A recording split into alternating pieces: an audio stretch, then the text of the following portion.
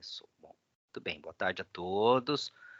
Estamos começando aí nossa segunda aula da primeira semana, né, do curso de Programação 2. Boa tarde, professor Scherfes. Boa tarde, sejam bem-vindos a todos. Boa tarde, professor. Vamos lá. O senhor quer que eu já comece aqui o conteúdo? Pode mandar bala, professor. Ok, vamos lá então.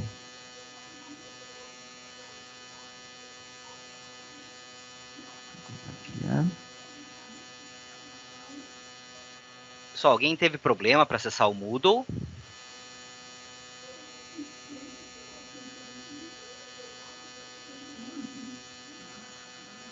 Professor, acho que você precisa me liberar o compartilhamento de tela. Computador? Eu pensei que professor...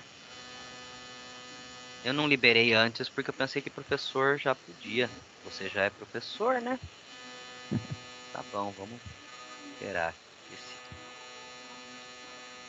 Tornar um apresentador. Eu vou deixar padrão isso aí. Ah lá, professor. Oi. Ninguém respondeu que está com problemas para acessar o Moodle, então vou entender que todo mundo está com acesso, tá? Então, o silêncio é concordância, né? Caso alguém tenha problemas aí, boa tarde, Natália.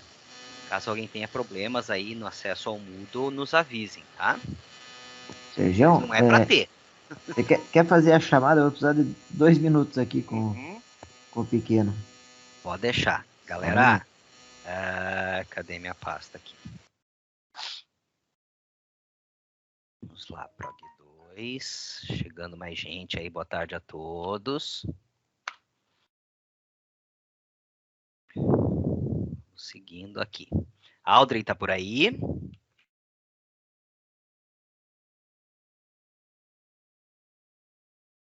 Audrey? Não. Alisson? Alisson, mandei mensagem para ele não me respondeu. Queria confirmar se ele está matriculado ou não. Se vocês souberem de alguma coisa, me avisem, tá? Ana Beatriz está aí? Presidente. Caroline? Presidente. O pessoal tá com vergonha de abrir microfone hoje, hein, professor? Cristiane?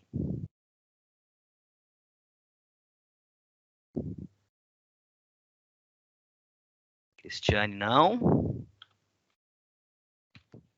Daiane? Cristiane tá aqui, professor. Cristiane tá aí? Beleza, Daiane também. Gustavo Camargo e Gustavo Sebastião.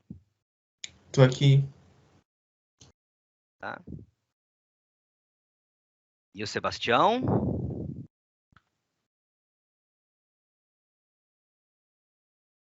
João Augusto?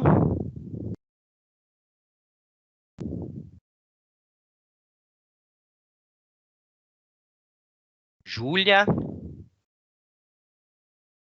João tá aí também. Presente, professor. Júlia. Karina?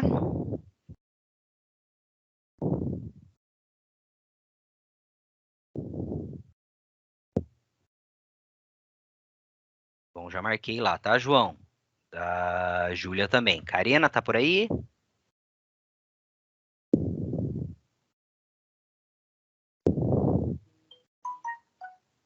Karina. Beleza. Calma, Lívia. Tô na Karina ainda. Liza. Karina tá presente, né? Karina já confirmei. Liza tá presente. A Lívia já respondeu. Lorena.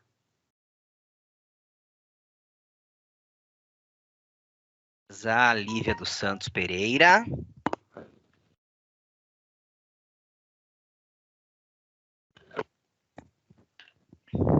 Lívia dos Santos Pereira.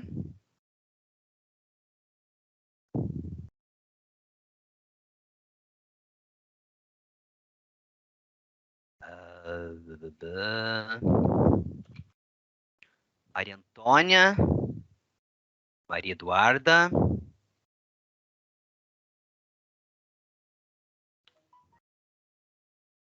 Antônia presente, Maria Eduarda presente. O Matheus.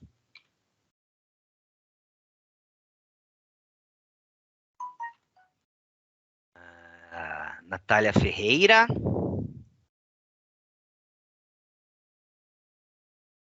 E a Nathalie. Presente, professor. Renan. Aqui, professor. Robertson. Presente. Rony. Aoba. Rosimeire.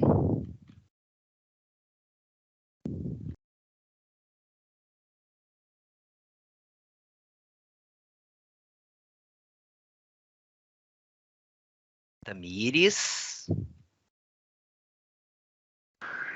Presente. Mariana. Pulei, Mariana, mas tá com presença. A Tamires está aí. Tayla. Não, Thalia. Pulei também, pulei 20 nome. Cacilda, Maiara.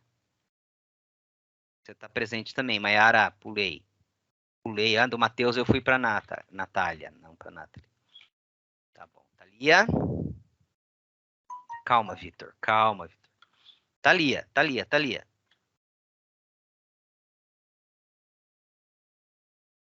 Valber.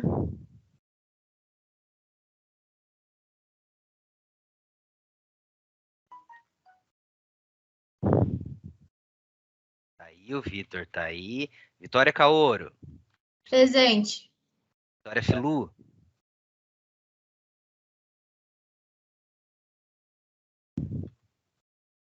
Vitória Viana.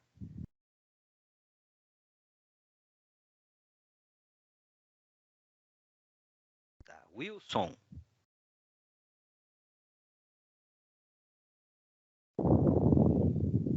Yasmin Cristina. Yasmin Fortes.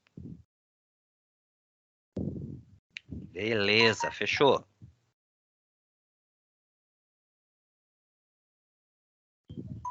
Wilson tá aí, beleza, Wilson.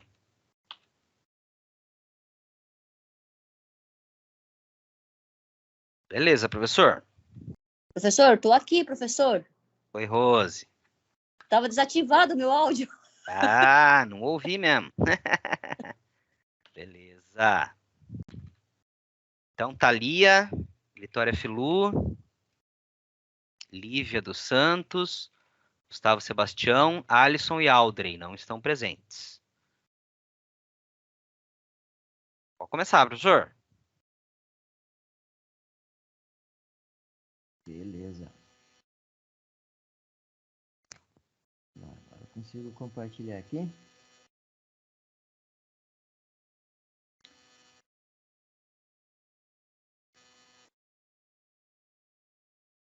Muito bem.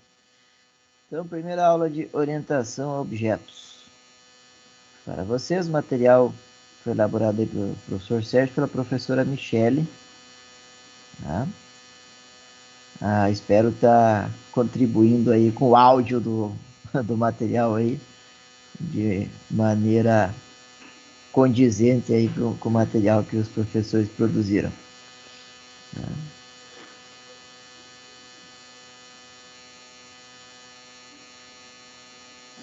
É que agora ele está clicando e não está indo. Não foi na rolagem. Muito bem. Tópicos da aula: principais diferenças da linguagem estruturada em relação à linguagem orientada a objetos. Lembrando que linguagem estruturada era o que vocês viram na disciplina anterior, a procedimental, muitas vezes também chamada. Então, a diferença para linguagem orientada a objetos, que seria o assunto dessa disciplina. Aspectos conceituais sobre a programação orientada a objetos, estrutura de uma classe, nome, atributos e métodos. Vocês vão ver que a orientação a objetos gira em torno dessa estrutura chamada classe. Um pouquinho do histórico das linguagens de programação, né? Começou na década de 50, lá com o Fortran. Fortran existe ainda hoje em muitas empresas, indústrias, bancos. É uma linguagem bastante utilizada para a parte de cálculo numérico. Tá? Por que existe ainda hoje algumas linguagens antigas como Fortran, COBOL, por exemplo, né, que são linguagens que foram feitos sistemas muito complexos, e para você migrar essa programação para uma linguagem Java mais moderna, por exemplo, ou Python, você incorreria no risco de cometer falhas. Então, imagina um sistema bancário, você fazer essa conversão numa linguagem COBOL com 20, 30 anos de software já corrigindo erros, né? A gente fala em maturidade de software. Você fazer essa migração e ter problemas na migração e um banco lá fazer operações financeiras erradas devido a falhas da migração. Então, por isso que muitas vezes vocês vão encontrar ainda sistemas com linguagens antigas, né, devido ao tempo que isso aí já foi testado, verificado e ainda funciona. Né? Falo isso porque quando estagiário na GE, eles tinham uns sistemas que faziam cálculo dos motores, fabricavam-se motores de grande porte, e todo o sistema de cálculo era em Fortran, em linha de código, em linha de comando. E eu, formando lá, né, fui lá perguntar, mas por que nós não vamos, transformamos isso em Java, né? Na época eu estava aprendendo Java, né? E a resposta foi, na verdade, a pergunta que o meu chefe fez foi a seguinte: quantas cabeças você consegue reduzir aqui na empresa? Ou quanto você consegue aumentar o faturamento com o aumento da potência do motor na mesma carcaça? Aí eu fiquei sem resposta, e aí continuou em Fortran o sistema. Então é tudo uma questão de custo. Ninguém vai transformar um software antigo num software novo, seja ele procedimental, transformar em orientado a objetos, apenas porque a linguagem é mais moderna. Não, você vai ter que comprovar, através de custo, né, de ganhos para a empresa, o porquê dessa migração. Né?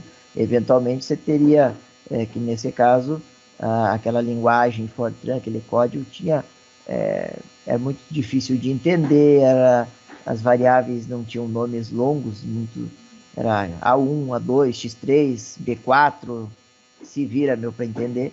Algum comentário ali no meio, enfim. Então, você poderia tentar estudar o custo de atualização necessária para o software, né? Preciso mexer em alguma rotina do sistema, qual é o custo que isso teria devido à dificuldade da linguagem e da maneira como ela foi elaborada, né? E relacionar esse custo com o custo de migração para uma linguagem mais moderna. Então, tomem cuidado que a gente sai todo empolgado da faculdade tentando aplicar tudo que tem de mais moderno que nós aprendemos na faculdade, e para isso você vai ter que comprovar custos. Então aqui a Fortran, COBOL, essas linguagens, chegamos aí na linguagem C aqui, elas são linguagens procedimentais, né, que equivalem ao C que vocês aprenderam na última disciplina, né, que tem as estruturas if, while, for, e a atribuição é igual, né, como as estruturas básicas da linguagem. Né. E aí, aqui do lado direito tem aqui para vocês conhecerem outras linguagens de programação, né? Lisp era usado no AutoCAD, por exemplo, o Prolog, né? Eu já programei em Prolog também, que é para inteligência artificial, linguagens lógicas, né? E aí, aqui do lado esquerdo, algumas linguagens que foram nascendo um pouquinho depois, como o Smalltalk, o C++, né? E o Java, hoje em dia bastante conhecido também e usado o Python, são linguagens que têm estrutura orientada a objetos, a qual vocês vão estar aprendendo aí comigo, com o professor Sérgio, nesse semestre. Tá? A linguagem C++, que nós usaremos nesse semestre, ela basicamente é a linguagem C, que vocês já aprenderam, com comandos, né, estruturas de orientação a objetos. Tá? Então, tudo que vocês aprenderam em C, né, imagine que você vai poder utilizar. Tá? Mas agora você vai aprender coisas a mais. Então, nós chamamos de paradigma. Né? Paradigma estruturado e o paradigma orientado a objetos. Então, vamos primeiro entender um pouquinho dessa transição, né, dos dois paradigmas, né, das linguagens estruturada e orientada a objetos, para depois partir daí para orientação a objetos. A principal diferença, né, é a maneira de você raciocinar um problema. Né? Se eu tenho um problema e eu faço uma sequência linear, eu estou fazendo uma programação estruturada. Então, para trocar um pneu, você tem uma ordem bem definida. Né? O primeiro, eu afrouxo os parafusos, depois eu levanto o carro, removo os parafusos, depois eu retiro o pneu, monto o pneu novo, coloco os parafusos, baixo o pneu e fixo os parafusos. Eu não consigo colocar o pneu sem tirar o pneu velho antes. Eu não consigo tirar o pneu velho sem soltar os parafusos antes. Certo? Muito bem. Na orientação a objetos, eu vou pensar um pouquinho diferente. Né? Imagine que eu tenho um chão de fábrica e eu tenho operações, né? Vocês são futuros engenheiros de produção, então imagine que eu tenho operações, né? Eu tenho aqui o recebimento de material, né? Aí eu tenho algumas operações aqui a serem feitas, e cada operação dessas, ela tem entradas, tem saídas, tem processamentos que condizem a ela. Né? Então, quando você programar orientar objetos, você vai pensar nesses objetos ou nessas classes, vocês vão entender as diferenças, né? De forma isolada. Então, essa operação, ela vai ter suas características, seu processamento, independente das outras. Então, você consegue programar ela independente de ter programado as outras operações, e assim por diante. E claro que no final você vai ter que juntar as sequências e as operações, né, para integrar o sistema todo. Tá? Vocês vão ver que no fundo, dentro da orientação a objetos, você vai sim usar e encontrar a programação estruturada. Tá? Não é uma coisa assim que você consiga separar. Eu só programa orientado a objetos. Não, tu vai ter o if, vai ter o while lá dentro intrinsecamente. Tá? Agora, eu posso programar estruturado sem orientação a objetos, mesmo usando uma linguagem Java, por exemplo, orientada a objetos. Desde que é só eu não usar os conceitos de orientação a objetos que eu caio nessa situação. Então, uma linguagem de programação procedimental, aqui vamos passar rapidinho, porque vocês já viram isso, né? No semestre passado. São estruturas de sequências, né? Uma tarefa executada após a outra linearmente. É uma lista de instruções, uma após a outra. Estruturas de decisão, né? A partir do teste lógico, você define se um trecho de código é executado ou não, que seria o if, o case, switch case, né? Você tem estruturas de iteração, né? De repetição, né? O for, o while, né? Que você repete um certo código enquanto um certo teste lógico seja verdadeiro. E você consegue fazer modularização, né? Separar partes de código em funções, né? Procedimentos. Alguns exemplos dessas linguagens: Assembly, Fortran, Pascal, linguagem C. Bom, em questão de variáveis, né, você trabalha bastante com variáveis globais e locais em linguagens procedimentais. Então, uma variável global é aquela declarada no escopo do projeto do teu software, né, enquanto variáveis locais são declaradas dentro de funções ou dentro de escopo de códigos, de blocos de códigos. As variáveis locais, que são criadas dentro de um bloco de código, dentro de uma função, Ou, por exemplo, eu posso criar uma variável dentro de um bloco while. Então, essa variável que for declarada ali dentro, ela só vai existir ali dentro do bloco while. Quando terminar o while, cair fora do while, ela não existe mais. Se eu declarar uma variável dentro de uma função, né, essa variável vai existir só quando a função for iniciada e quando a função terminar de ser executada, aquela variável é eliminada da memória. Já as variáveis globais, elas existem no escopo do código do software. Então, quando você inicializa o software, elas são inicializadas e elas param de existir quando o software é encerrado pelo sistema operacional. E, em geral, a hierarquia de acesso, né, é que as variáveis mais locais sempre têm acesso às variáveis mais globais. O contrário não é verdadeiro. Então, dentro de um código que chama uma função, eu não consigo acessar deste código variáveis dentro desta função. Por isso, existe a passagem de parâmetros para funções. Então, você vai passar parâmetros para que essas variáveis do teu código possam ser usadas dentro da função para executar alguma operação.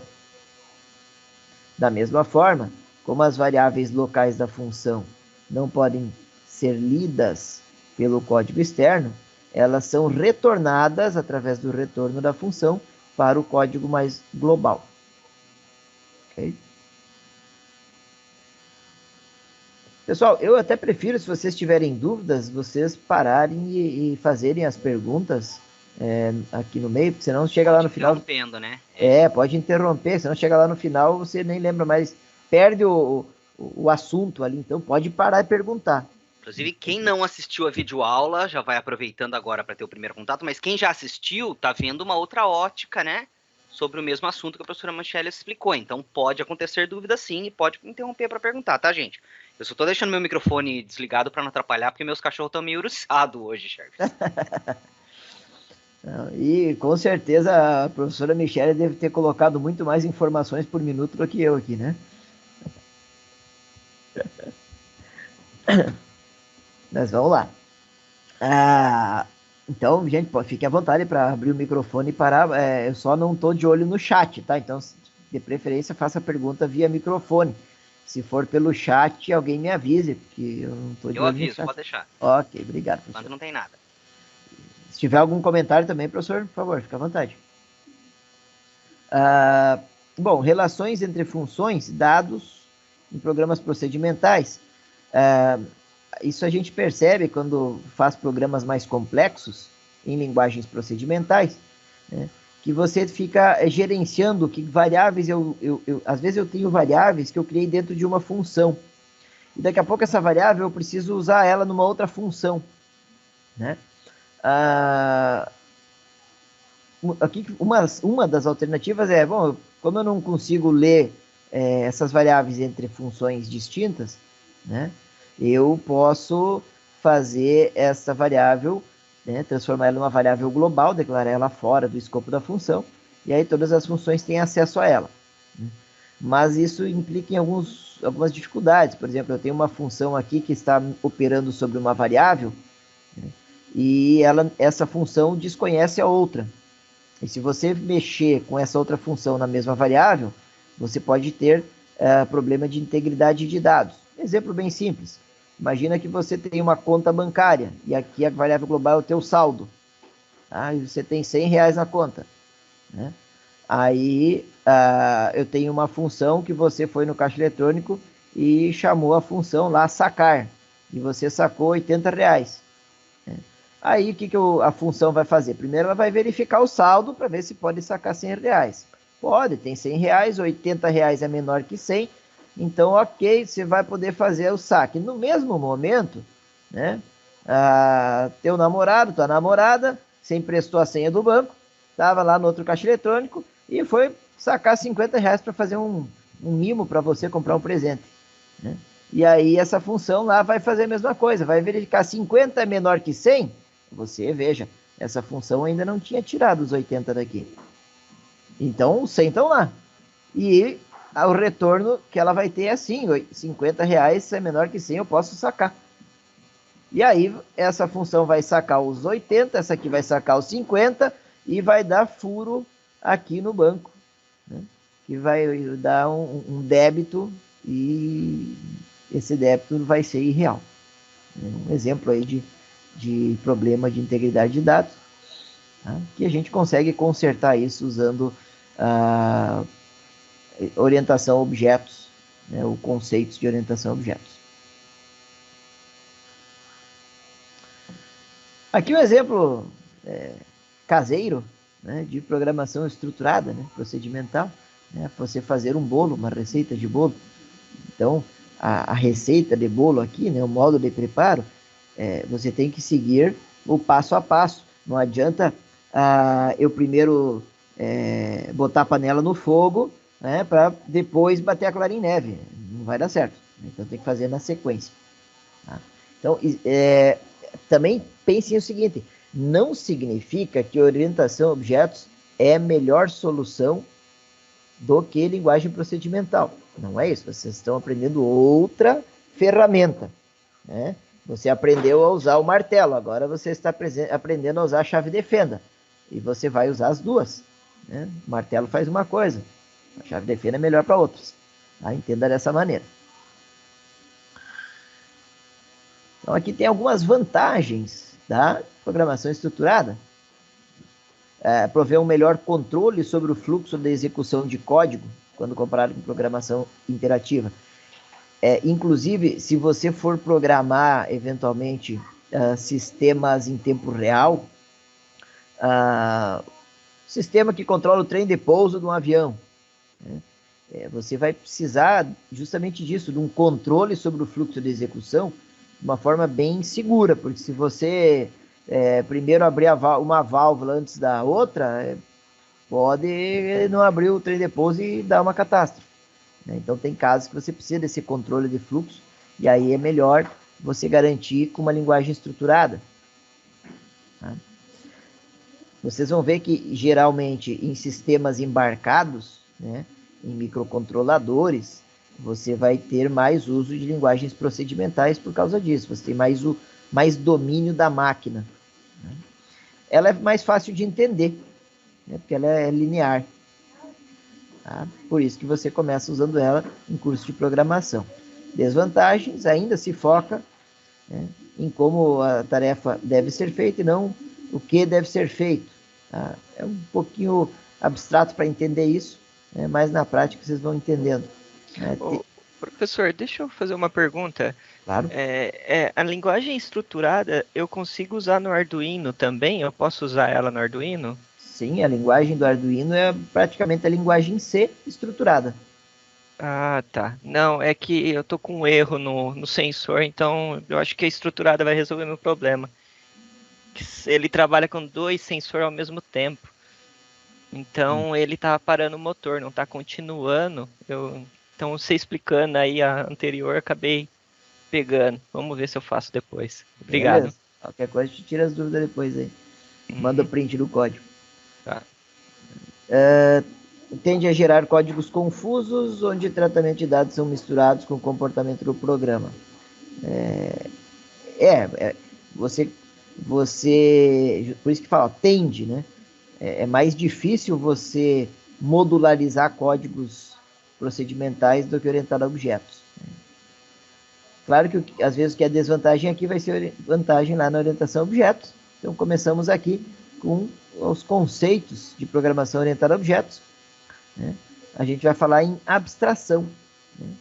Abstrair significa pegar do problema o que é importante dele, né? Pegar algumas características, né? A habilidade de concentrar nos aspectos essenciais de um contexto qualquer, ignorando características menos importantes ou acidentais.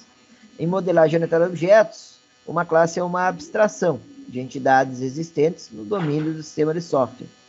Então, abstrair, eu costumo dar exemplo nas disciplinas de física, quando tem os probleminhas lá de mecânica, de vetores, para você abstrair o que o professor está querendo com aquele exercício. O que quer dizer?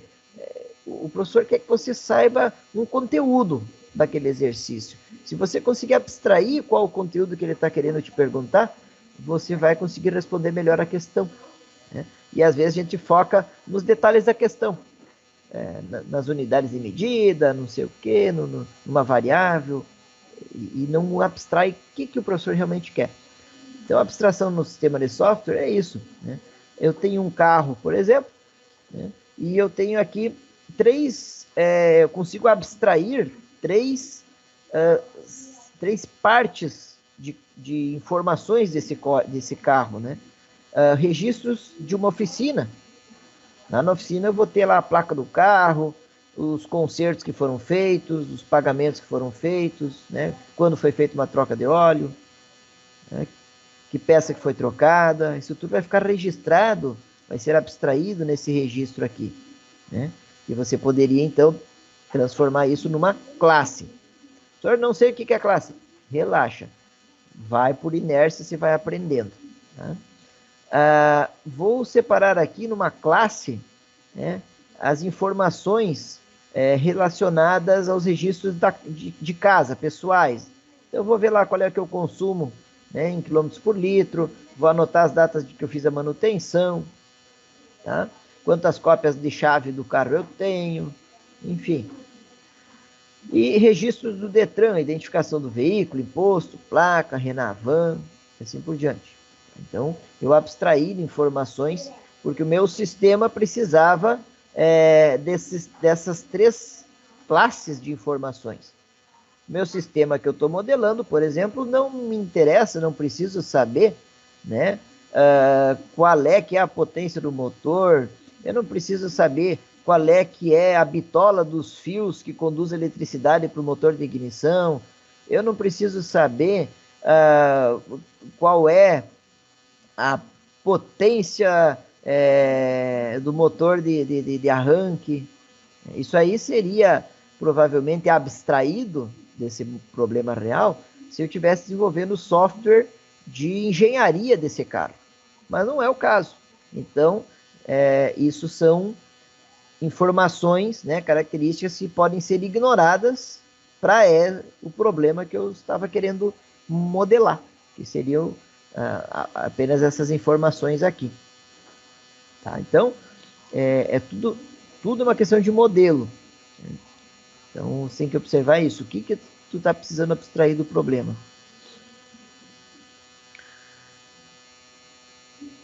Bom, formas de pensar em um programa a partir de abstração da vida real, né, em que nós vamos transportar para a orientação a objetos.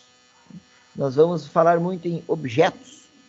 Então, tu vai enxergar objetos do mundo real, e objetos não significam apenas objetos físicos, como o celular, o computador, a mesa e a cadeira. A gente começa ensinando orientação a objetos com objetos físicos, que é mais fácil de você abstrair, de você interpretar. Mas, se eu estiver modelando um software para gerenciar as notas dos alunos, por exemplo, né? Eu vou ter como objeto a nota do aluno, vou ter como objeto a disciplina, né? Vou ter como um objeto a turma, né? Que são objetos conceituais do mundo real que eu estou abstraindo para um modelo de software. Então, vamos chamar isso de objetos. Nós vamos falar em trocas de mensagens, né? Então, um objeto, ele vai chamar métodos de outro objeto.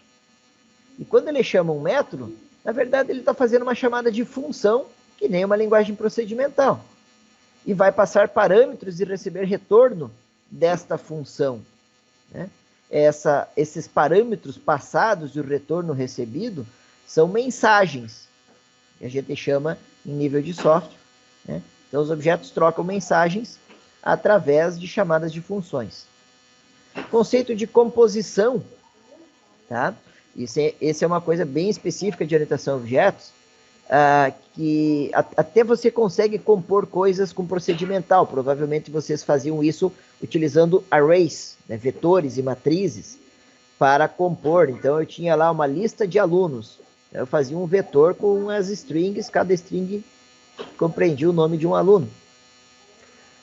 Aqui eu vou poder explorar um pouquinho melhor esse conceito, né, fazendo composição de objetos. Né? Então, eu posso ter um objeto, dentro desse objeto, por exemplo, o objeto curso de engenharia de produção. Eu posso ter um vetor turmas. Dentro desse vetor, eu vou ter lá 5 turmas que estão rodando de engenharia de produção. Então, é uma composição, um objeto, né, composto por outros objetos. E também tem o conceito de hierarquia. E aí, vocês com a prática vão conseguir distinguir entre a composição e a hierarquia. No início, vocês vão me perguntar, mas professor, é a mesma coisa? Não é, tá? Mas podem perguntar se vocês acharem que é a mesma coisa. Não tem problema. A hierarquia, ela vai fazer o seguinte, né? Eu tenho... O que é uma hierarquia? A gente usa como exemplo a genética. Né? A genética do pai para filho. Então, se o pai tem algumas características, tem olhos azuis, né? Se o pai é alto, né? Então o filho, ele provavelmente vai herdar aquelas características do pai. Tá? Então, essa relação é que a gente chama de hierarquia na programação orientada a objetos. Então, eu vou ter objetos, vou ter classes, né? A gente chama de classe mãe, classe pai, ou superclasse, que vai, quando eu herdar dessa classe uma nova classe, essa classe herdada vai herdar as características da classe mãe. Em termos de código, seria algo do tipo, eu defini uma classe mãe, eu defini uma classe que tem lá, por exemplo, o nome, né, de uma pessoa. Tá? Então, a classe pessoa define o nome da pessoa. Ok? Aí eu faço uma herança dessa classe e crio uma classe aluno. Então, automaticamente, aluno, ele vai já ter o nome de uma pessoa, porque ele herda de pessoa. Então, se pessoa tem nome, aluno também tem nome.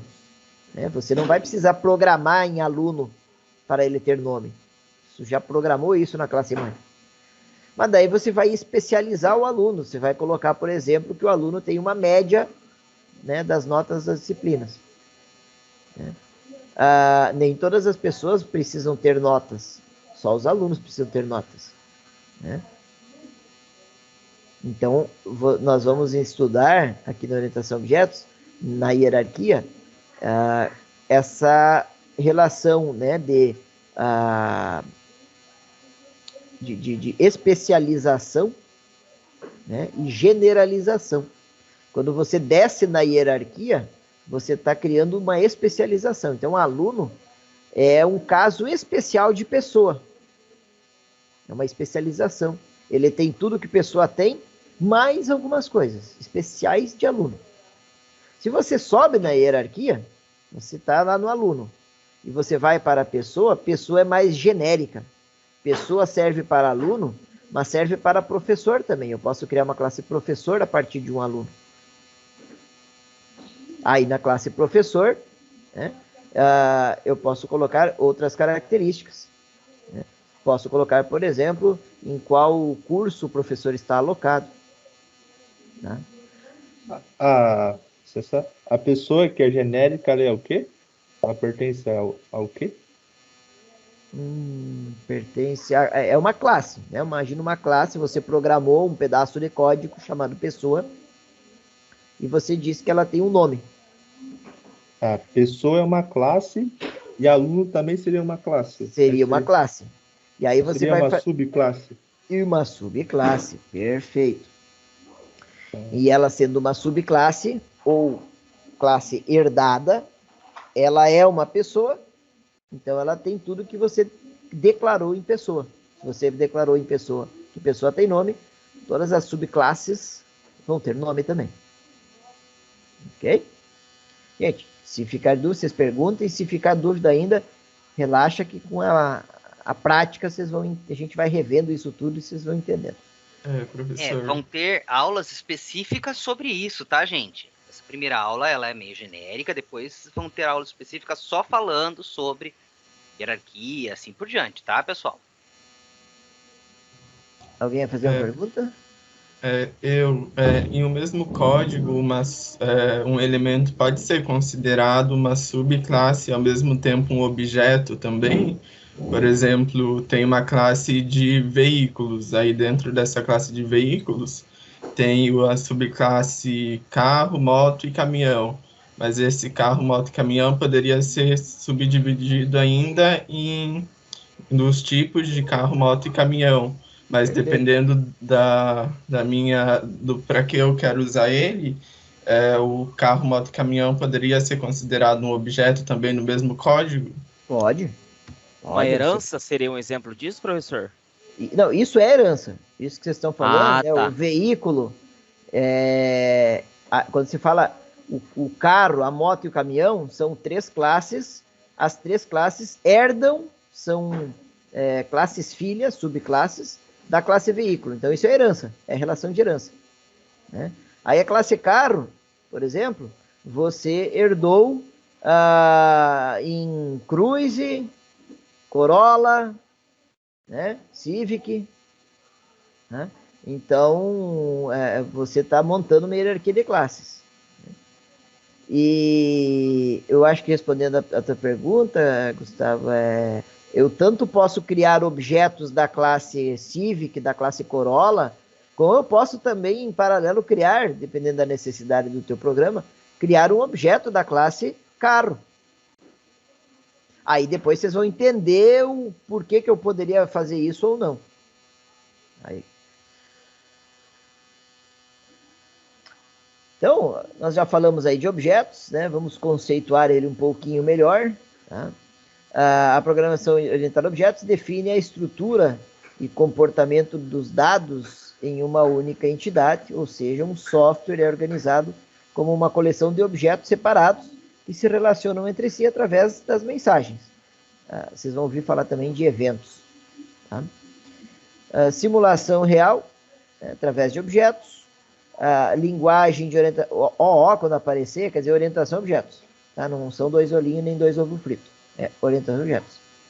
Combinam numa única entidade, no objeto, dados e funções que atuam sobre esses dados.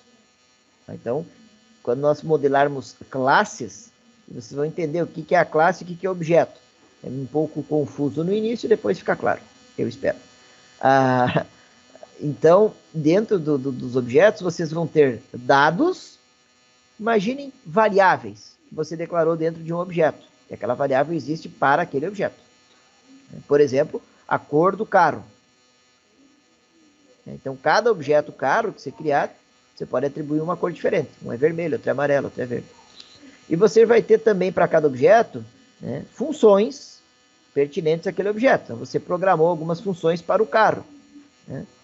Por exemplo, ligar, desligar, abastecer. Né?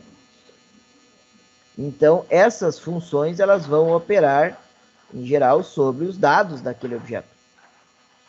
Tá? Num programa orientado a objetos, se você precisar ler os dados de um objeto, então você chama a função daquele objeto. Ou, em vez de função, procedimento ou método. Tá? Nomes vocês vão ver por aí na literatura. Tá? Em geral, em orientação a objetos é mais adequado a gente chamar, inclusive, de métodos, muitas vezes. Tá? Os dados ficam escondidos dentro do objeto. Né? Então, a programação orientada a objetos, PO, programação orientada a objetos, né, oferece suporte à ocultação de dados. Ocultação de dados é justamente o seguinte: se eu tenho um objeto lá do banco, programando o meu banco, né, e eu criei a conta corrente, tá, nós vimos que eu não posso deixar a variável do saldo da conta como uma variável global. Porque senão qualquer programador vai lá e mexe no saldo da conta. Então ela tem que ser uma variável que ela vai ficar oculta, né? E ela mas oculta não quer dizer que ninguém vai mexer nela, não. Ela só vai poder ser operada por funções, por métodos do objeto que precisa cuidar dos dados da conta corrente, do saldo da conta corrente. Então, um outro objeto que é responsável, por exemplo, por fazer seguro de vida, ele não tem acesso ao saldo da tua conta corrente. Ele não consegue mexer naquele saldo. Então, você controla isso. Isso chama-se encapsulamento. Encapsulamento significa, né, encapsular, colocar dentro de uma cápsula. E aí quem está fora da cápsula não consegue acessar. Tá? Dados e funções ficam então aqui encapsulados, essa aqui é a palavrinha, tá? Em uma única entidade, um objeto. Para acessar os dados de um objeto, você precisa saber quais os métodos e funções vão interagir com o dado. Então, o dado, saldo da conta corrente, para eu operar sobre ele, eu vou chamar a função saque, ou a função depósito. E eu sei que essas funções vão conseguir operar internamente sobre o saldo. Tá? Exemplos aqui de linguagem orientada a objetos. C++, Java, Object Pascal, né? O Visual Basic. Deixa eu botar uma coisa, professor. Se der algum problema, se algum erro, eventualmente, qual que é mais fácil de descobrir? O orientado a objetos, né? Porque você já tem os dados encapsulados, né? Você sabe qual dado faz cada função, né? Então, no orientado a objetos seria mais fácil descobrir o erro, né? Ou não? Isso é muito relativo. Eu diria que é mais fácil descobrir o erro quão melhor documentado e estruturado foi o teu código, independente dele ser orientado a objetos ou procedimental. Vai depender da documentação, basicamente, né, chefe? Exatamente. Da qualidade do teu código. Não importa nem a linguagem, nem a forma de programar, né? É a documentação, porque se você pegar um programa que você fez ontem, é uma coisa procurar erro. Você pegar um programa, como o Charles falou no começo da aula, de 30 anos atrás do Banco Bradesco lá, para você achar erro, é a mesma coisa que pegar um programa novo que não foi você que fez, né? É para você mesmo corrigir um programa que você mesmo fez, tá? Então, vai depender 100% disso aí, cara. Aí você pega, quando a gente fala em documentação, a gente fala também, por exemplo, se você pegar aquele código lá do primeiro dia de aula, que você botou uma linha embaixo da outra, né? E pegar o teu código no final do semestre, depois dos professores encher o saco de vocês com a tal da indentação correta do código, com o nome correto das variáveis, com letras maiúsculas, minúsculas e papapá, né? Para um programa complexo, com certeza vai ficar bem mais fácil você entender onde começa o if e onde termina o if e encontrar o erro no if, se ele tiver com a indentação correta, do que se ele não tiver. Então, coisinha simples como a indentação, que com certeza vocês, na primeira vez que o professor Sérgio e a professora Michele foram lá e disseram, tá faltando um espaço. Mas para que faz diferença um espaço, professor? Faz sim, né? Nesse tipo de coisa. O nome da variável, né? Em vez de você chamar de A, B, C, D, o nome de cada variável, você dá o nome, né? Um nome mais adequado para cada variável. Tem também até o compilador, né, professor? O colorido do compilador, às vezes, só de você olhar, né, você acostuma, né, e só de você olhar, bater o olho, você vê que não tá na cor que você tá habituado já, você já percebe que tem alguma coisa errada, né? Exatamente. Uma vez um chefe meu disse assim, ele era das antigas, programava em C, só C, né? E eu saí naquela de orientação a objetos e tudo mais, empolgadão. E discutiram com ele que não, orientado a objetos é melhor que procedimental. Aí ele dizia para mim, não, veja bem, eu consigo programar tudo que você faz em procedimental, em C++, eu consigo programar em C. Eu consigo modelar objetos em linguagem C. Hoje eu entendo o que ele queria dizer e que ele tem razão, né? É claro que a linguagem orientada a objetos ela já vem com algumas facilidades que você gasta menos tempo para fazer o mesmo modelo que você poderia fazer com ponteiros lá na linguagem C. Né? Mas, então fica mais limpo o código, mais claro, isso facilita. E aí ele dizia também assim, dizia assim, A melhor linguagem de programação é aquela que você mais domina. Então, se você domina Fortran, cara, para você vai achar um erro muito mais fácil num código em Fortran do que num código Java. E você domina Fortran, você bate o olho, assim, lê aquilo com fluência. É bem interessante. E outra também, viu? Fundamental. Se você domina a lógica, você aprende qualquer linguagem de programação bem mais fácil do que quem não domina, né? Sem dúvida. Vamos aprender R agora, que tá na moda, estatística e tal. Básico, você sabe? Lógica. Olho fechado. Python, nossa, fácil demais aprender Python. Tem gente que fala, nossa, Python, nova. Fácil demais, ela é muito próxima da língua inglesa. E para quem já conhece lógica, se tiver conhecimento de inglês, melhor ainda, né? Em geral, inclusive, pessoal, a gente programa em inglês. Né? Você vai nome de variáveis, nome de métodos, em geral, né, a gente programa em inglês.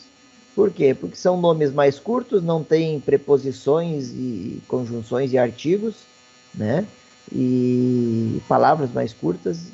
Você consegue, então, com menos letrinhas, explicar melhor o que você quer em inglês do que em português. E não tem acentuação. Né? Nunca usem acentuação em programação, por favor. Bom, dito isso, vamos seguindo aqui. Então, a resposta melhor que a gente pode dar à questão de qual a melhor linguagem para achar erro é aquela que você domina.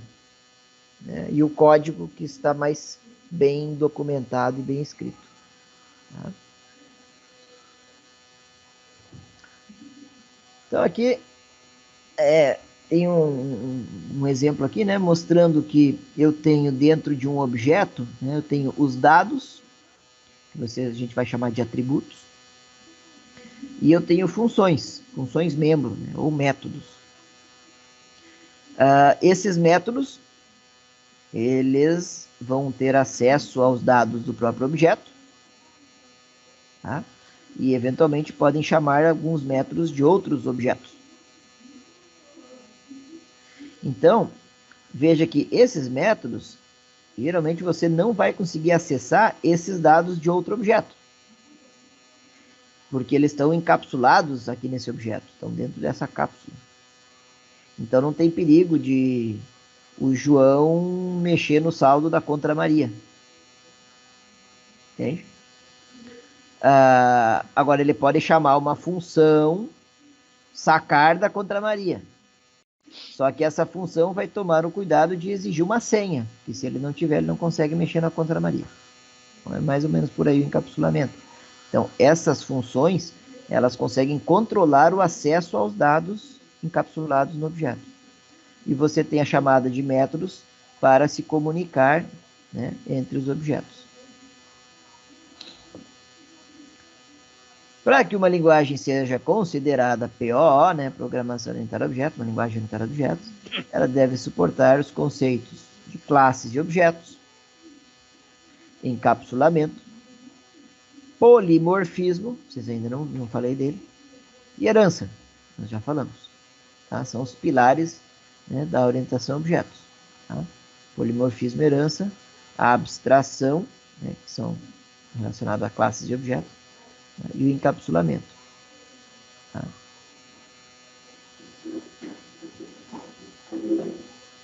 Uma classe pode ser comparada a uma receita de bolo,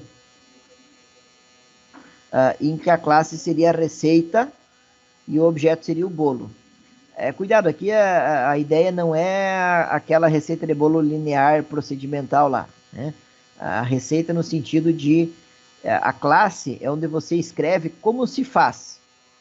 E o objeto é a materialização da classe. Então, o que você programa, né? Você programa a classe.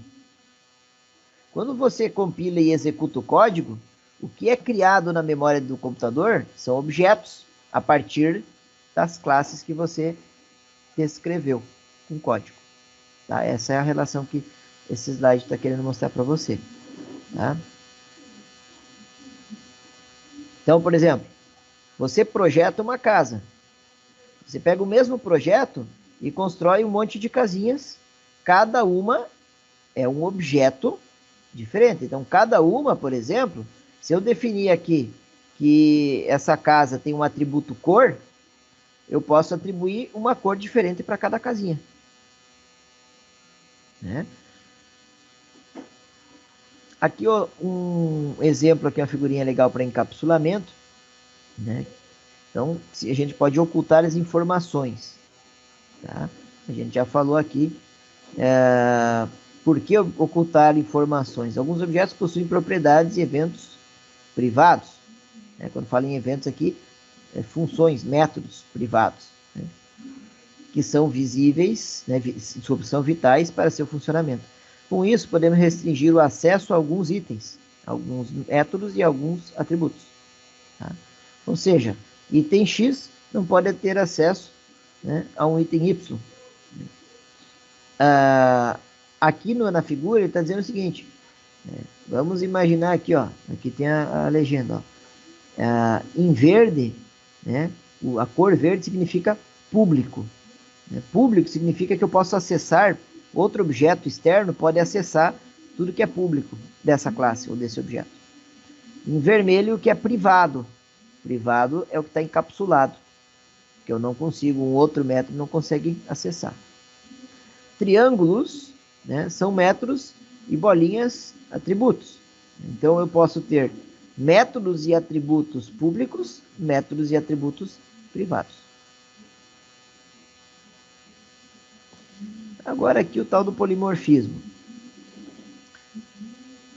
Significa que diferentes objetos podem responder a mesma mensagem, só que de maneiras diferentes.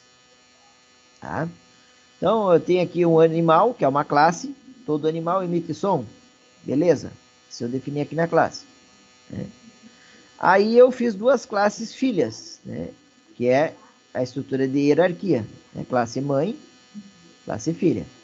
A arara é um animal. Então, ela herda tudo que um animal tem. No caso, ela emite som. Né? A cascavel é outro animal, também emite som. Beleza? Só que o som da arara e o som da cascavel são diferentes. Então, eu vou programar aqui o som da arara, vou programar aqui o som da cascavel. Quando eu disser para o animal, grita. Se aquele animal for uma arara, vai sair o som da arara. Se aquele animal for a cascavel, vai sair o som da cascavel. Esse é o conceito de polimorfismo. Tá? Mais pra frente vocês vão entender o poder do tal do polimorfismo um pouquinho melhor. Mas de forma bem abstrata é isso. Fazer na prática, né? Na prática é legal, cara. A hora que vocês conseguem... Eu costumo dizer, professor, assim, a hora que o aluno diz assim, professor, essa exclamação é fenomenal. É porque entrou lá no âmago da alma aquele conteúdo e não sai mais. Ele entendeu de verdade. Bateu. Às vezes pergunto, meu querido aluno, você entendeu? Sim, professor. Não entendeu porcaria nenhuma. Aí você está explicando, pergunta para ele, ele começa a explicar para o professor, né? O aluno começa a explicar para o professor o que fez, e aí ele vê lá o negócio, no meio da explicação dele, ele para e diz, agora entendi, professor. Pronto. Isso aí é o ápice, a êxtase do professor. Então vamos lá. Polimorfismo, para exemplificar melhor a atuação do polimorfismo, imaginemos diversos tipos de veículos, automóvel, caminhão, ônibus. Esses veículos possuem uma funcionalidade em comum. Você pode ligar o veículo. Qualquer veículo você pode ligar. Então, nesse caso, podemos utilizar essa funcionalidade assim. Automóvel, ponto ligar. Então, caminhão, ponto ligar. Ônibus, ponto ligar. Quer dizer, todos os veículos vão ter uma função chamada ligar. Tá? Sem o polimorfismo, você faria um automóvel, ponto ligar automóvel, caminhão, ponto ligar caminhão, ônibus, ponto ligar ônibus. Tá, mas não fez muito sentido ainda, professor. Tudo bem. Na prática, imagina que você aprendeu que para ligar um veículo é só pegar o veículo, veja, o veículo, e girar a chave. Ok? Porque todo veículo tem uma chave para girar e funcionar o veículo. Ok? Então, se você pegar um automóvel, como é que você vai ligar o automóvel? Você gira a chave. E se tu pegar um caminhão, como é que eu ligo o caminhão? Você gira a chave. E para ligar o ônibus, você gira a chave.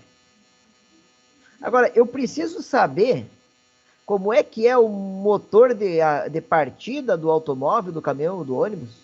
Como é que o girar a chave do caminhão aciona o sistema hidráulico e elétrico do caminhão para dar partida no motor a diesel? Você precisa saber no automóvel, quando se gira a chave, que aquela chave tem uma criptografia para permitir que ela não seja roubada e que aciona um código lá na central computacional do carro, que libera a bateria, que por sua vez dispara um transistor que aciona o motor de partida. Você não precisa saber disso. Mas o engenheiro que fez o método ligar do automóvel, ele precisou programar tudo isso para o automóvel. O engenheiro que programou o caminhão, ele teve que programar o método ligar do caminhão, que é diferente do método ligar do automóvel. Mas para você, usuário da classe, isso fica tudo escondido. Você não enxerga isso. Você enxerga que eu tenho um veículo, eu giro a chave e eu ligo ele. Então esse é o conceito de polimorfismo, né?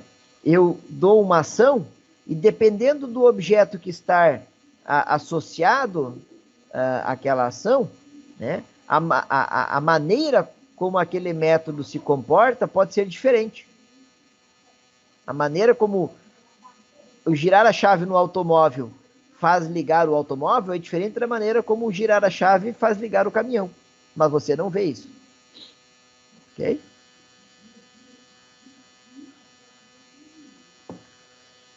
A herança a gente já falou um pouquinho, né? Então eu tenho aqui uma hierarquia de animais, né? Definir uma classe. Geralmente essa figurinha, tá? Explico rapidinho para vocês. Ela representa uma classe dentro da UML, Unified Modeling Language. É uma linguagem gráfica, vamos dizer assim, não é uma linguagem de programação. É um padrão para você desenhar alguns tipos de diagramas. Entenda assim, né?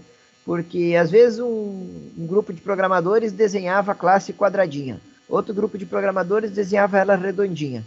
Aí quando um grupo desse ia conversar com o outro, não se entendiam. Então criou-se uma linguagem universal chamada UML, né, que não é uma linguagem de programação, tá? É só uma maneira padrão de você representar classes, objetos, fluxogramas, etc, etc, outros tipos de diagramas, tá? Então isso aqui vem da UML.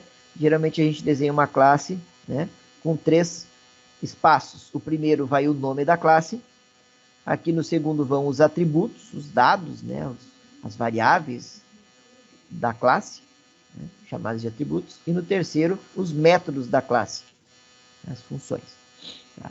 Como aqui não interessa para nós os métodos e as funções, só o nome para exemplificar, só está o nome, tem esses 2 campinhos aqui por causa disso.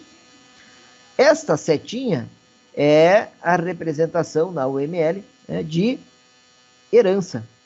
Então, essas 2 classes têm uma relação de herança. A setinha aponta para a classe pai, para a classe mãe, né? Classe mais genérica, animal. E a classe especializada, subclasse, né, classe filha, mamífero, réptil e anfíbio. Sendo que mamífero foi herdado ainda 2 classes, a classe cachorro e a classe gato. Então, se você definir aqui, por exemplo, a cor, né? Vamos botar aqui a cor do animal. Todo animal tem uma cor, beleza. Então, todo animal, mamífero, réptil e anfíbio, vai ter cor, mas você não vai ver ela aqui, ela vai estar lá. Aqui não vai aparecer cor, não vai aparecer nada, mas como ela herda, então ela vai ter cor indiretamente. E o cachorro também vai ter cor. Foi definido lá, você não vai reescrever cor aqui. Você não vai precisar aqui no código do cachorro dizer que ele tem uma cor. Não, eu só vou dizer que ele herda de mamífero. E automaticamente, mamífero como herda de animal, então o cachorro também tem cor. Tá? Vantagens: provê uma melhor organização do código, contribui para o reaproveitamento de código, aumentando a produtividade do programador, reduz a complexidade do desenvolvimento de software e aumenta a sua produtividade, os programas são mais fáceis de entender, os programas ficam melhor documentados internamente. Tá? Desvantagens: seus conceitos são mais complicados, né, para você aprender, né, do que a programação estruturada, que é linear, mais fácil de entender a lógica. Não possui o mesmo desempenho de códigos estruturais similares. É verdade. Então, em geral, se você quiser alto desempenho, alta velocidade de processamento, você vai optar por linguagem estruturada, né? Por quê? Porque a linguagem orientada a objetos, para ele montar os objetos, o computador tem que processar a criação do objeto na memória, chamar método construtor, destrutor, controlar um monte de coisa.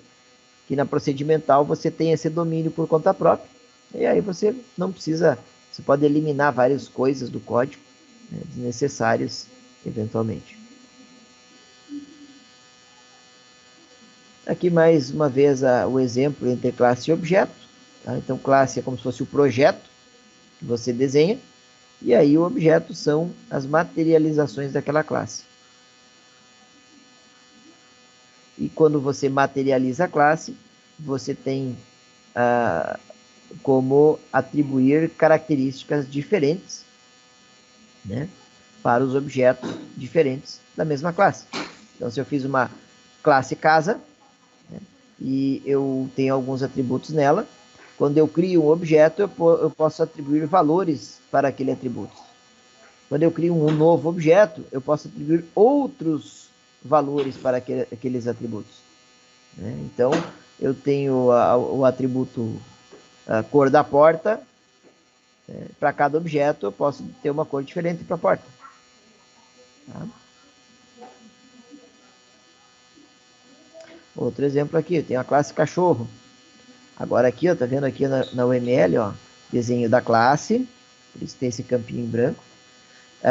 Nome da classe, cachorro. Nome de classe, com letra maiúscula, inicial maiúscula, o resto minúsculo. Atributos, tá? Lista de atributos. Geralmente, você usa o nome que você quer dar para o atributo, 2 pontos, e o tipo do dado. Veja, isso aqui não é linguagem C, isso aqui é UML, a maneira padronizada de desenhar classes. Tá? Então aqui, ó, tem um atributo ID cachorro do tipo int, tem um atributo nome do tipo string, né? Tem um atributo altura do tipo double. Tá? Veja que nome de variáveis, de atributos, a gente costuma usar com letra minúscula. Pode ser que vocês vejam futuramente que existem padrões de linguagens que costumam usar letra maiúscula para métodos e atributos. Então você vai ter que aprender na linguagem que você for usar qual é o padrão que se usa e tenta seguir o padrão. Por exemplo, Visual Basic, o pessoal usa nome de variáveis, nome de atributos e nome de métodos com letra maiúscula. Tá? Em Java, a gente usa esse padrão aqui minúsculo. Em C Sharp, o pessoal usa maiúsculo. Então, vai depender da linguagem. Nós vamos tomar como padrão esse padrão aqui, né? Letra maiúscula para nome de classe e letra minúscula para variáveis e atributos, para ficar mais claro para vocês o que é o que. Então, a estrutura da classe agora, aqui sim temos um código pela primeira vez, para vocês enxergarem como é que você programa isso tudo que nós conversamos até aqui. Tá? Então, aqui eu tenho a classe carro. O carro tem um nome, marca, preço, ano. Né? Tem um atributo se ele está ligado ou desligado. Né? Para mexer nesse atributo, você tem uma função, um método ligar e um método desligar. Tá? Eu tenho aqui um outro atributo, quantos lugares tem no carro, a cor do carro, quantas portas tem o carro e quantas rodas ele tem. E aqui no código, tá? Isso aqui está com um código aqui, ó, né? onde eu tenho aqui, ó, public class carro. Então, estou declarando a classe carro. Isso aqui me cria a classe carro. Veja que, como eu falei antes, a gente cria a classe, a gente escreve a classe. Tá? Abriu chaves. Onde é que fechou essa chave? É só olhar aqui pela indentação, né? Ela vai ter um fecha-chave que não está aqui, vai estar lá para baixo. Aqui, ó, os atributos. String cor, int rodas, string nome, string marcas. Então, eu estou criando aqui, ó, boolean ligado. Estou criando as variáveis locais à classe, quer dizer, são locais para a classe, né? Que a gente vai chamar de atributos dessa classe carro. Então, toda vez que eu criar um objeto do tipo carro, esse objeto ele vai ter todas essas propriedades e eu vou poder atribuir valores para elas. Tá? E aí, aqui os métodos. Então, aqui eu tenho o método ligar, né? Public void ligar, como se fosse uma função. Tenho aqui o método desligar.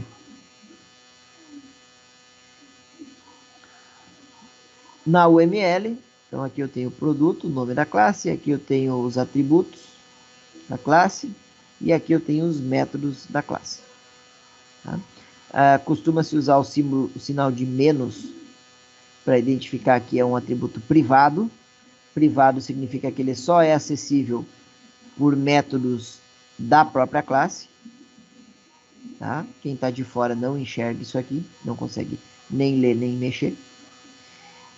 E o símbolo de mais para elementos públicos, que são acessíveis de fora da classe.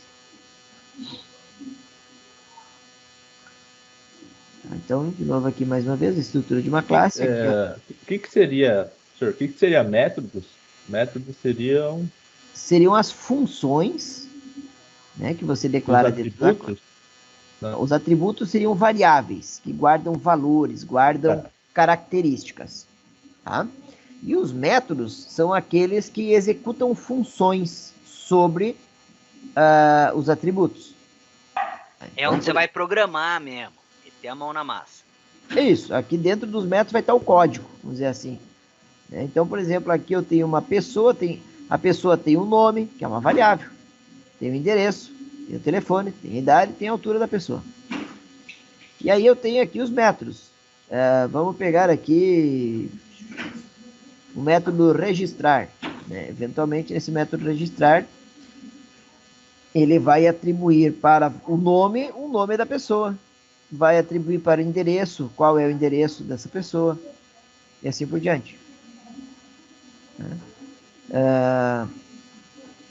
Aqui no exemplo de produto, né? Se eu criar um objeto dessa classe, esse objeto vai ter todas essas variáveis e vai ter esses métodos. Então, eu vou chamar um método para executar uma operação. Por exemplo, deixa eu pegar outro exemplo. Aqui no carro, aqui está um exemplo bem bom para vocês entenderem, bem simples. Eu tenho um atributo ligado, que é booleano, ele é verdadeiro ou falso. Criei um carro. Tá? Ele está criado e esse atributo vale falso. Como é que eu ligo o carro? Eu vou lá e vou chamar o método ligar.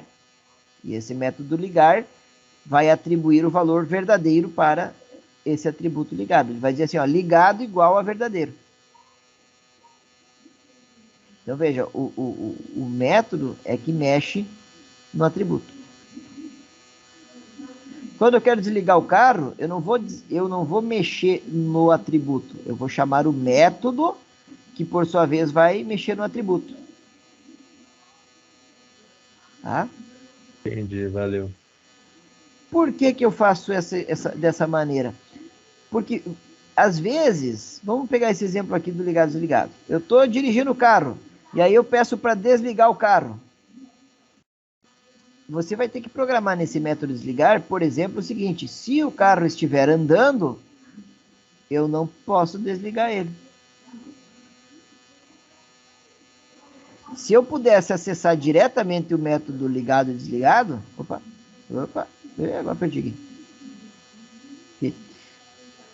Se eu tivesse como acessar o método ligado e desligado, eu chegava aqui, ó, ligado igual a falso, e o cara tá andando,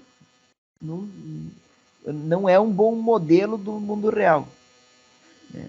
Se eu faço isso através do método, o método verifica. Se o cara estiver parado, ligado igual a falso. Ok? Ok, valeu. Bom, aqui no curso, né, a gente vai usar então o Dev C++. Existem outros compiladores e IDEs. Vamos lá, compiladores, né? Quando você baixa o Dev C++, ele não é um compilador, ele é uma IDE, né? Uma Integrated Development Environment, é um ambiente de desenvolvimento integrado. Ele é uma interface gráfica que usa um compilador, né?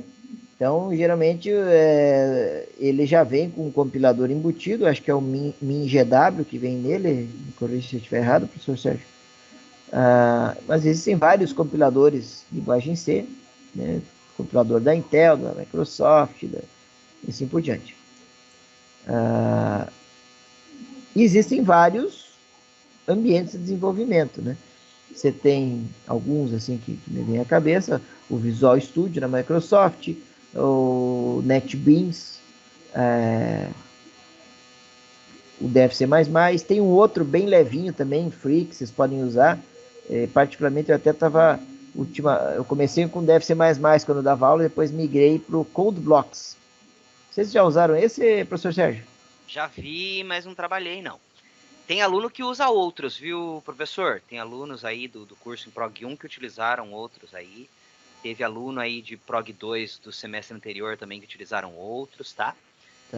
Só o Java, os compiladores Java para C, eles são mais pesados, né? Que instalar um Dev C++, né? Mas se de repente você já programa em Java, já tem ele lá, né? Quer programar em C lá dentro, também dá. Tá? Também. Estúdio da Microsoft, super levinho, né? Eu tenho instalado aqui porque eu uso C Sharp, né? Mas não programo C++ lá não. Ele permite programar C++ lá, mas é muito pesado. Eu uso Dev C++ mesmo. Tá. O CodeBlocks é bem levinho, é tipo Dev C++, só que ele é mais moderno. O Dev C++ não teve mais... eu não sei quando é que foi, faz muitos anos que foi o último deployment dele. Né? Muitos anos. E o CodeBlocks ele está sendo sempre atualizado. Então, a parte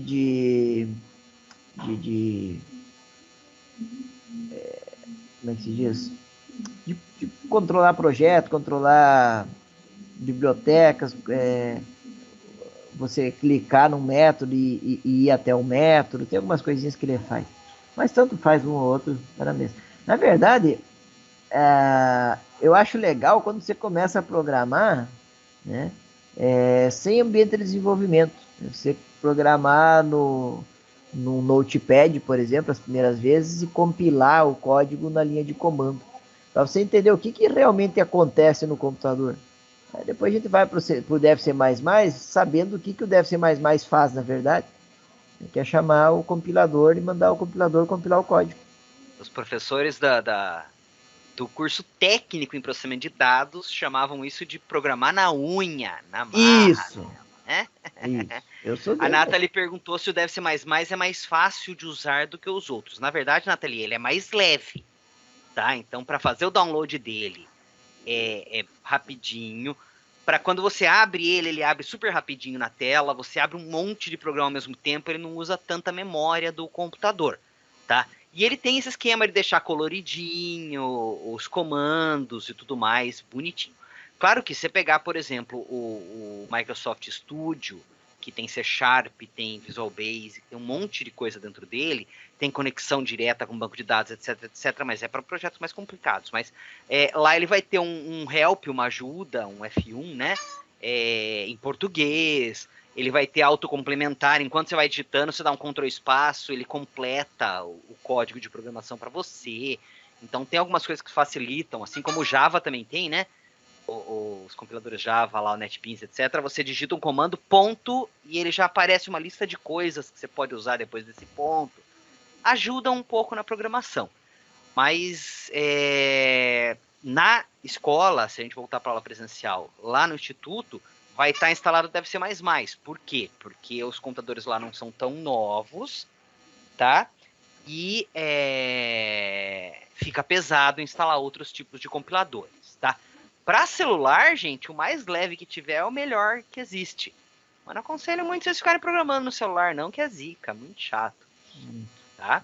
Chato. Mas ele não não quer dizer que ele seja mais fácil, tá, Nathalie? Na verdade, a dificuldade está na linguagem, não no ambiente de desenvolvimento. Lá no Gama, no RoboDelta, a gente programa a maior parte do tempo é tipo um bloco de notas próprio para programação.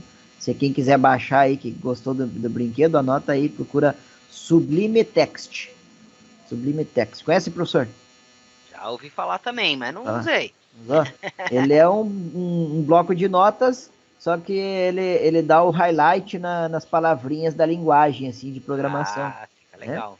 E ele tem muita ferramenta que te ajuda a buscar uma variável, trocar o nome de uma variável, trocar no código inteiro. Aí tem um monte de coisa legal lá que ele faz, né, de edição. Né? E depois você compila na linha de comando.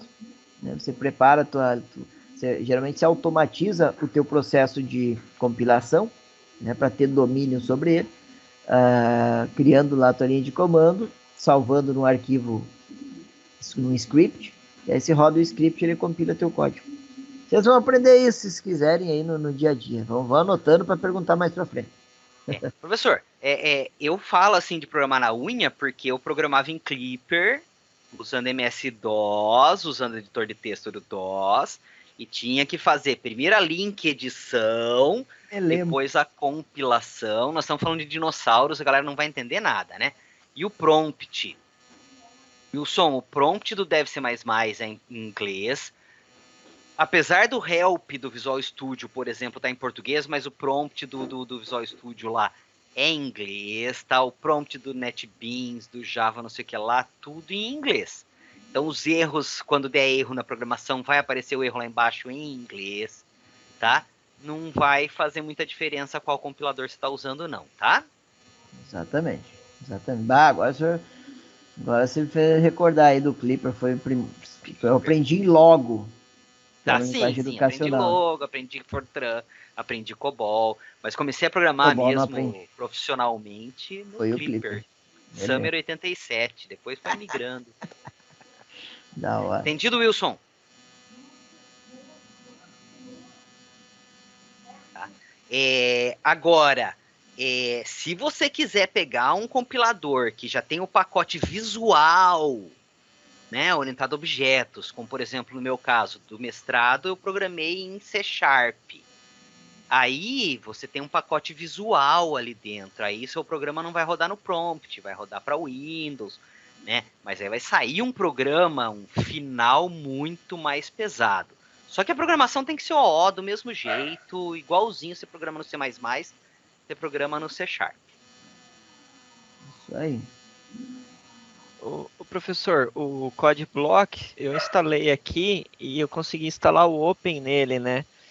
E ele não precisa, toda vez que você abre um projeto novo, instalar aquelas variáveis, mudar aquelas variáveis no código-fonte. Ele já puxa automaticamente. Não entendi. É que quando você cria um arquivo novo no OpenCV, né?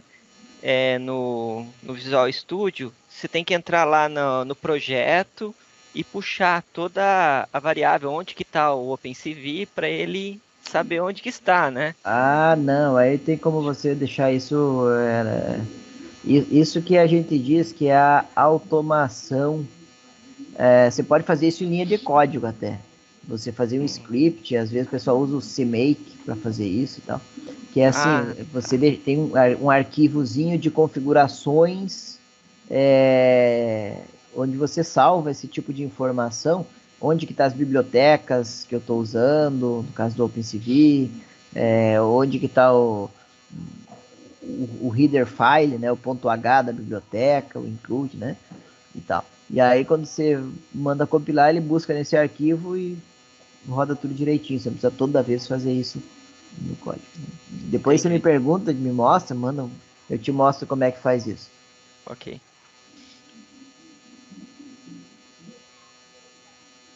Bom, Mais acho que é perguntas? isso, né, professor? Ficou uma aulinha meio comprida, mas ficou muito complementar aí a aula da Michelle, né? Eu gostei. Obrigado. Espero que tenham gostado aí também, pessoal. Tem include sim, Wilson. Tem include sim, Rony. Não é porque é orientado a objetos que vai perder os includes, não. Vamos Pelo utilizar contrário, você usa mais include ainda do que no... mais includes ainda. Né?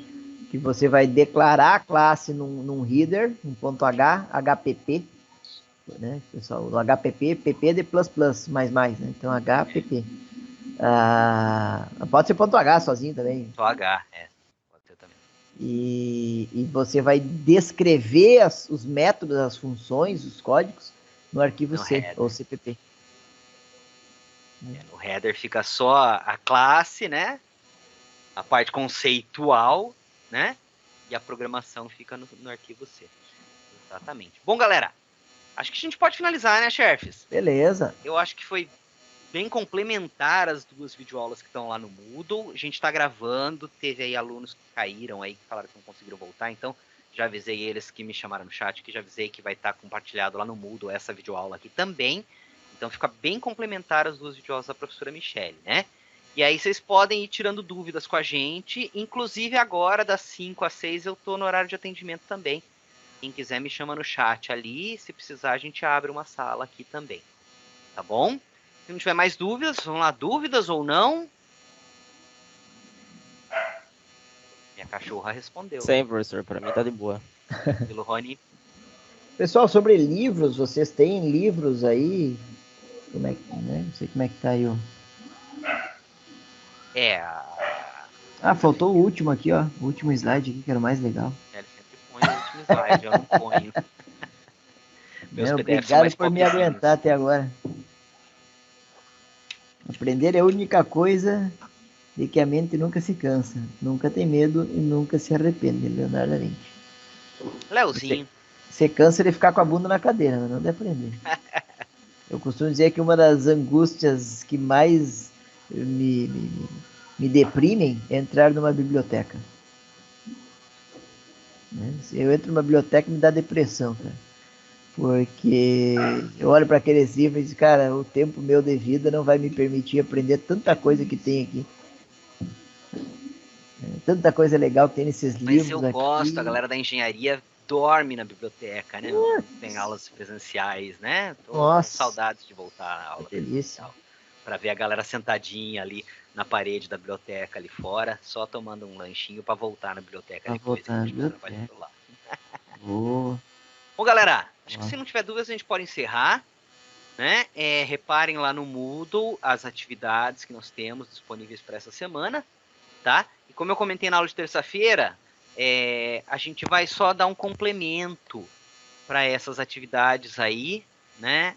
Para a semana que vem, mas a gente entra na semana que vem na quinta-feira, conteúdo no Moodle na terça, e na semana que vem a gente entra na quinta-feira, tá? Bom fim de semana, Nathalie, bom fim de semana a todos, e terça conteúdo novo, quinta que vem estamos aqui 3h30. Até mais, galera. Até mais, pessoal, obrigado, um abraço para todo mundo, um abraço, professor Sérgio, fiquem com Deus. Tchau, professores, bom final de semana, hein? Professor, adorei. Valeu. Tchau, galera.